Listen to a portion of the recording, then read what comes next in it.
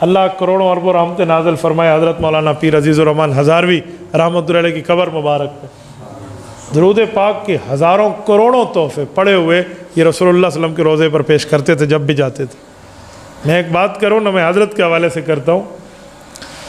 میں جب حضرت کے جنازے کے بعد ان کی دوبارہ تعزیت اپنے ان کے گھر والوں اور ان کی اولاد کو ملنے کے لیے گیا نا، تو ان کی قبر پہ کچھ ٹائم مراقبہ کیا۔ یہ میں علم حدیث سامنے رکھ کے اللہ کے گھر میں کہہ رہا ہوں، یقین مانے بندے نے جب مراقبہ شروع کیا ہے نا، یوں آنکھیں بند کر کے صرف لطیفہ قلب کو سامنے رکھ کے جب مراقبہ ہوا نا، میں جھوٹ بولوں اللہ مجھ سے مدد کھینچ لے گا، میں رب کے گھر میں ہوں، اللہ کی قسم کھا کے کہتا ہوں ایسی کیفیت ہمارے اوپر طاری ہو گئی جیسے ہم اس اچھائی کی کیفیت اور جنتی ماحول میں خود بیٹھے اور نظارہ کر رہے ہیں۔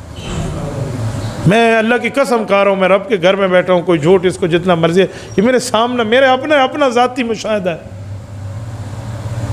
میں کچھ ٹائم بیٹھا رہا، مجھے ساتھ والے نے پکڑ کے اٹھایا، اٹھے استاد جی فلاں کام فلاں، واللہ اٹھنے کو جی نہیں کرتا تھا۔